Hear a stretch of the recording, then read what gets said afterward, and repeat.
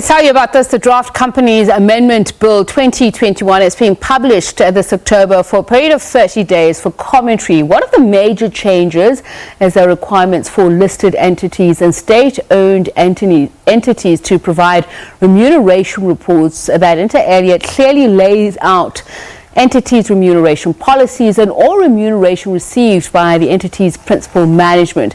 The new requirement further states that this report disclose to the fullest extent possible the entire suite of remuneration earned by the highest paid employee of the entity.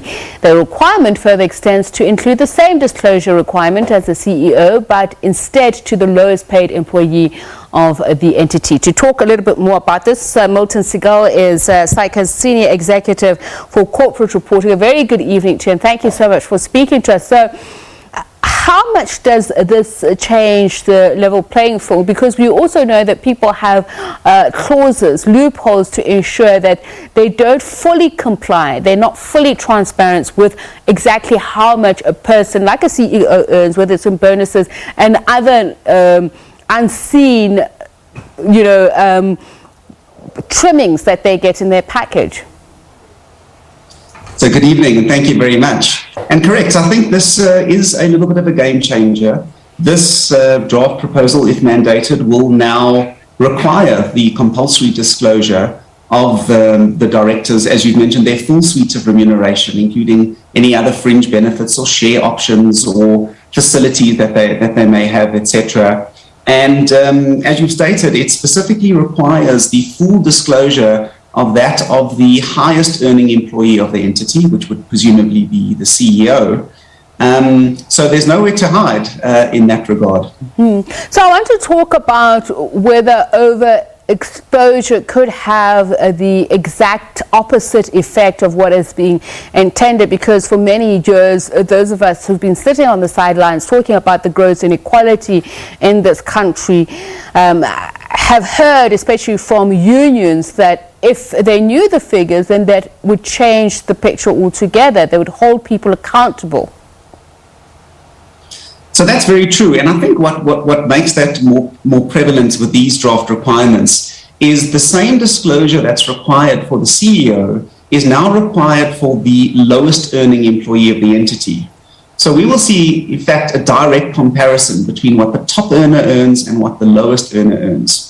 So the gap, the wage gap, the disparity between the lowest earner and the highest earner will be there for public view. And that applies to both public interest entities, state-owned entities, as well as list entities. So that does then give a basis for a lack of a better word, for comparison.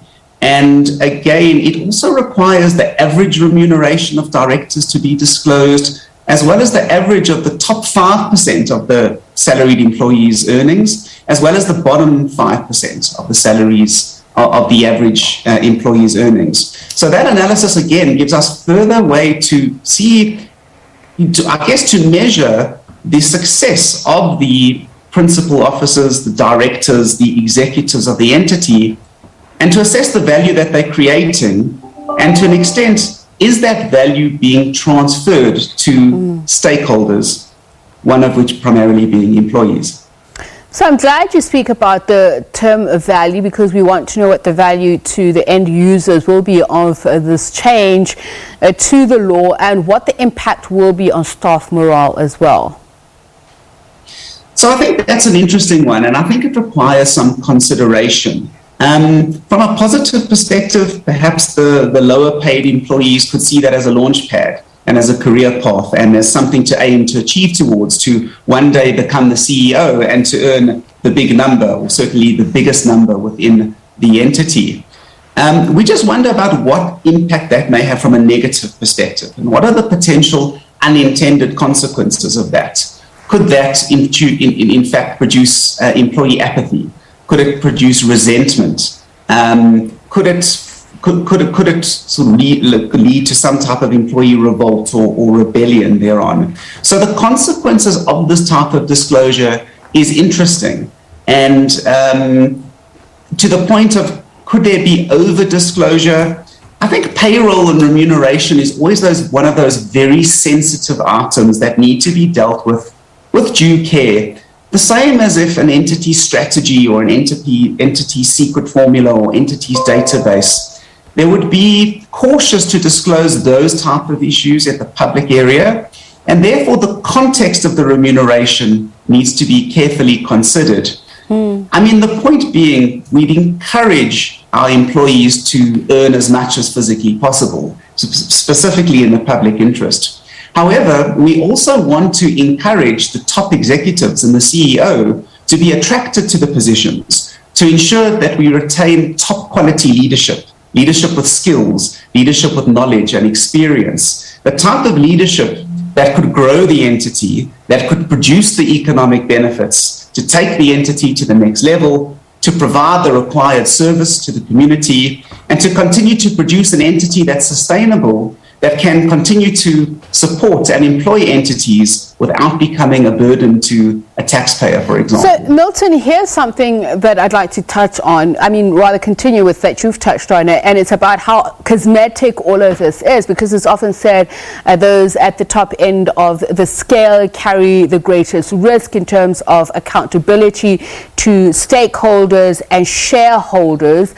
But when we talk about consequence management, we see that it's often those at the lower rung of the scale who end up getting the chop. So this transparency, is it going to incentivize them to strive to climb the corporate ladder? Well, I mean, it certainly will show what's available at the top of the corporate ladder and incentivize staff to grow and to get to that level. In terms of the value and the accountability, I do think it will help in achieving the recognition of the types of remuneration that top management earn, and does then, perceive and ask questions not only by staff, but by the public out there as to what value is being added and is the governance at the appropriate level thereon.